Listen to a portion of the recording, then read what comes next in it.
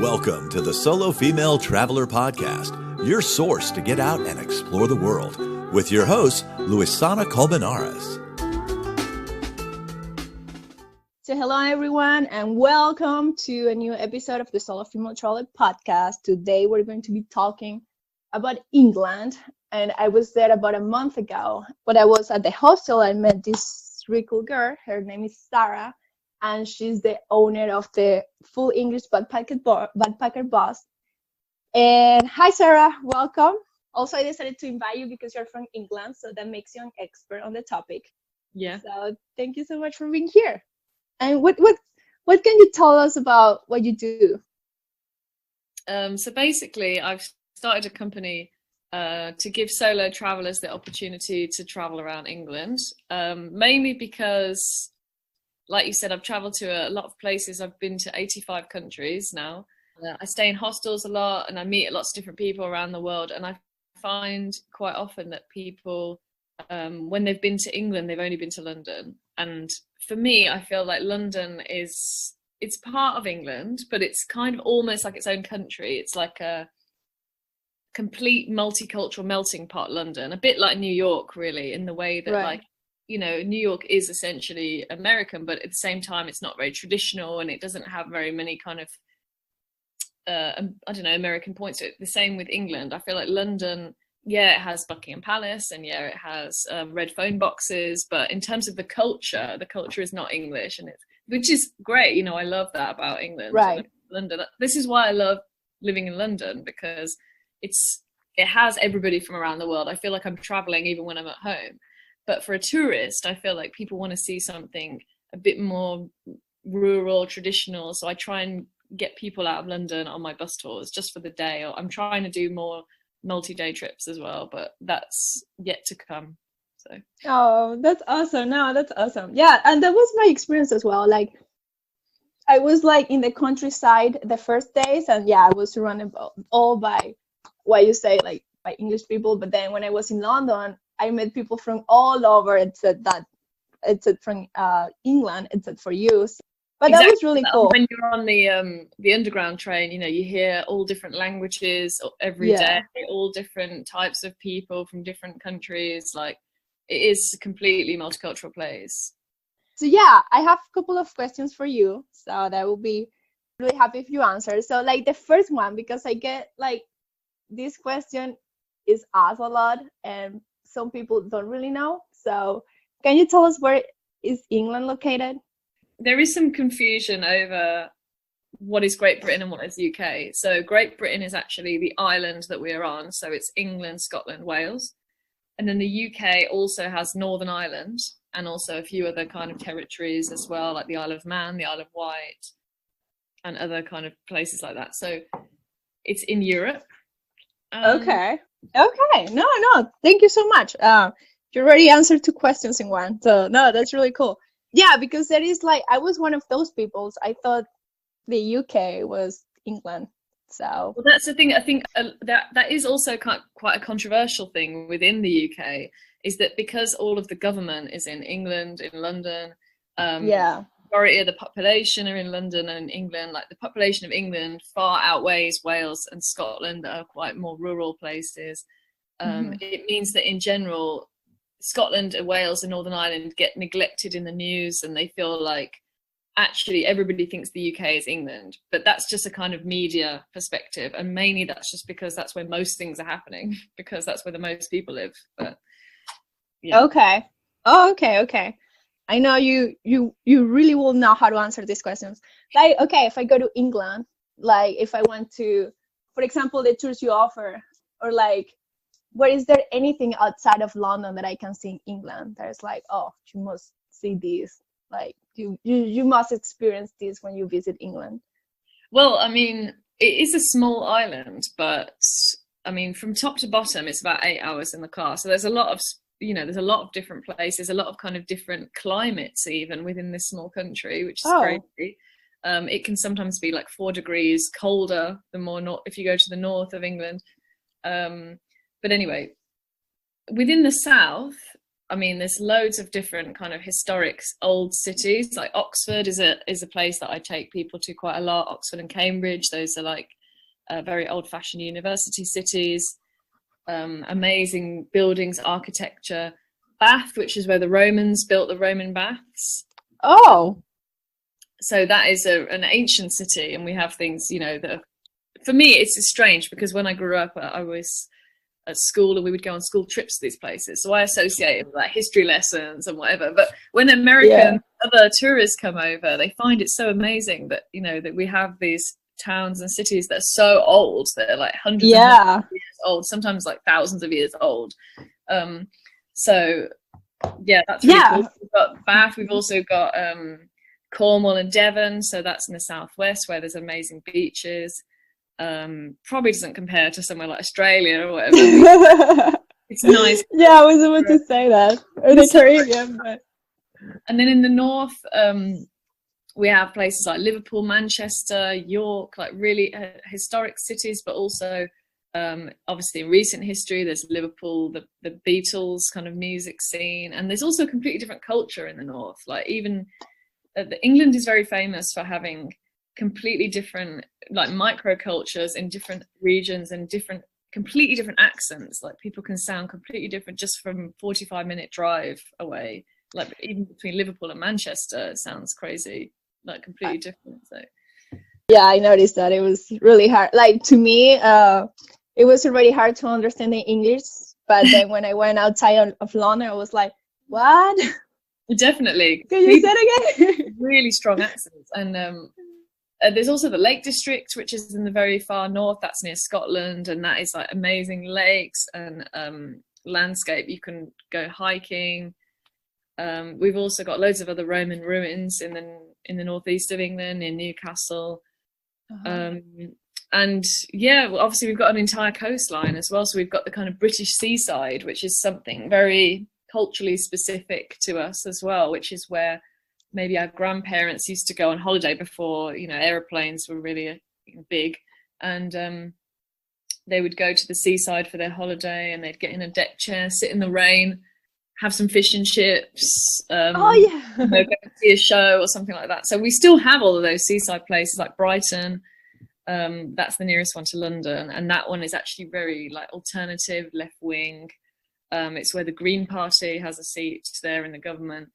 And yeah, there's just so many very different places, considering it's a very small place, you know. No, definitely. I mean, if it is an 8-hour drive between to drive the entire island, is like, yeah, you already mentioned a lot of things.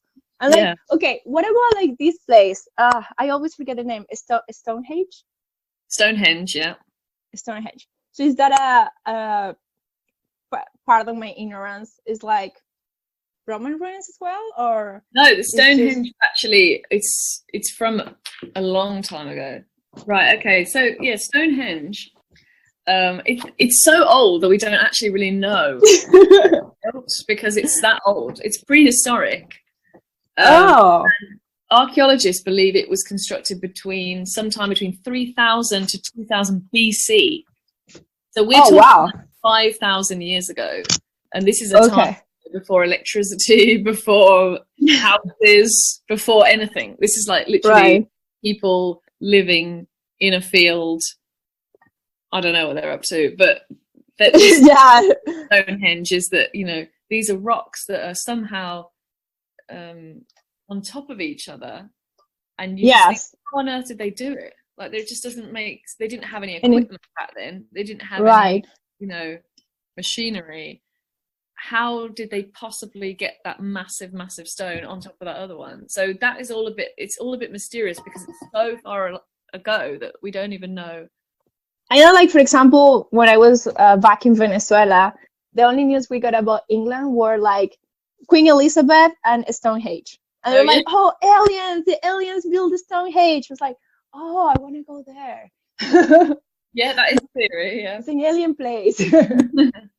No, that's interesting to hear, like, how it's portrayed in Venezuela, I guess. And what's interesting as well is that English people really don't really know about Stonehenge. Like, when I told my English friends that I was doing a tour to Stonehenge, and foreign people found it really interesting, and, you know, that was the most popular place to go, people were like, really? You know, like, we don't really get taught about it at school, or we don't really know about it. And so for us, I guess it's the same for everyone. Things are sometimes in your own country, like just in front of you, and you don't even acknowledge exactly it. You never go there. Like I used to live in LA, and I never went to Hollywood.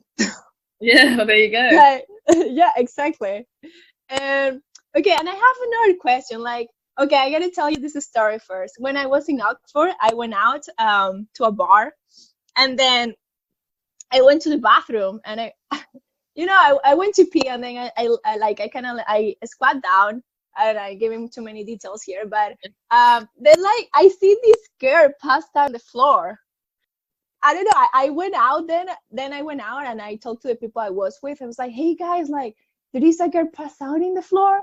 Like, shouldn't we call security or something? They were like, oh no, it's okay. Like, people here get drunk like that. And then kind of like, I don't know. That's what I'm asking you. Wow. Well, I don't know. I think I would probably go and tell somebody, yeah, because maybe they're not safe. But you don't know. But yeah, I agree that it's not that of a weird thing to see, if you know what I mean. Yeah, I noticed that you guys have like a strong relationship with alcohol, so I also wanted to. Okay, well, I've got some explanation about this. So there's a few reasons why the English, well, and the British really love alcohol. I think the main reason, well, some people say the main reason is because of the weather, because the weather is so bad half of the year that we need something to like cheer us up. If you think about all the drinking nations around the world, they're all very cold places, you know, Russia, Makes sense. Scotland, It's kind of Sweden, yeah. Finland, Anyway, yeah. cold, you kind of need alcohol to like keep you going, and to warm you up, I guess. But then also another main reason is because English people have this very negative politeness culture. So in America and a lot of countries around the world, you use positive politeness, which is basically where it's more polite to speak to somebody you don't know than to ignore them. And in England and also in Japan, weirdly, we have the same kind of crowded island culture.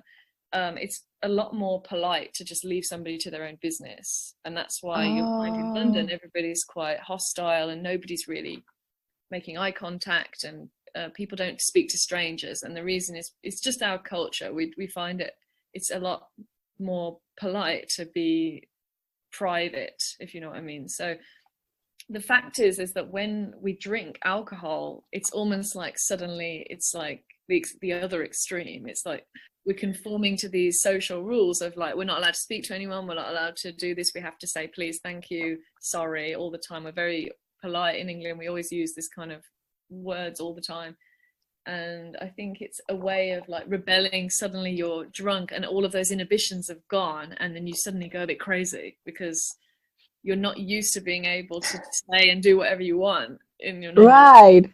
But then there's another thing as well, and that is also because, say, like in Europe, in France and Spain, Italy, and other places like that, and well, in fact, most of the countries in the world, there's a very kind of traditional drinking culture where you grow up eating really nice food and drinking alcohol with your food. You know, like say in France they drink wine, and Italy, and then maybe when you're growing up, not as a child, but like maybe you're a teenager, your parents like introduce you to different wines. And yes, in England we don't have that drinking culture at all, because our food doesn't really go with alcohol. We're not that, we know beer is quite traditional in England, but it's not something that you would ever be given as a child or as a teenager, which means it's always been known as like forbidden for us. Right. So as soon as you get to maybe 15, 16, like you have to be 18 legally to drink alcohol, but you know, you're kind of suddenly going mad because you're like, oh my God, I've never been able to drink alcohol. It's a sort of adult thing you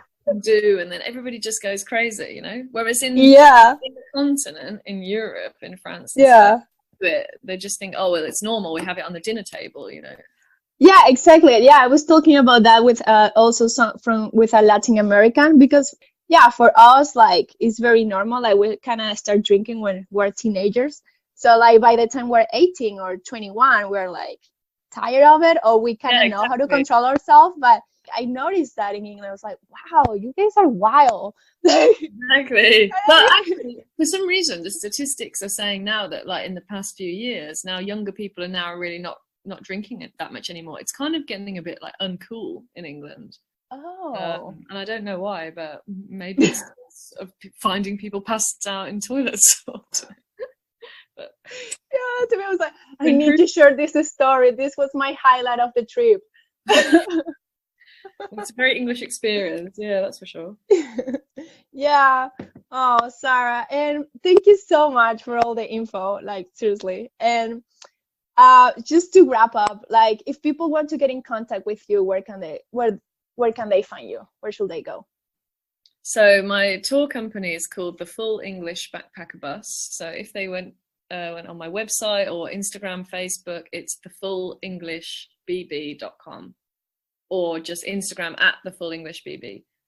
And so I do tours between April and October, usually day trips, and they're kind of for solo travelers mainly. So if you want to come to England, if you're not sure about you're going to meet anybody or whatever, because as I said, London is a bit of a difficult place, apart from the hostel, which obviously always is a great place to meet people, then you can come on my tour, and most people are on their own, so it's a great place to socialize and have a fun day out with people.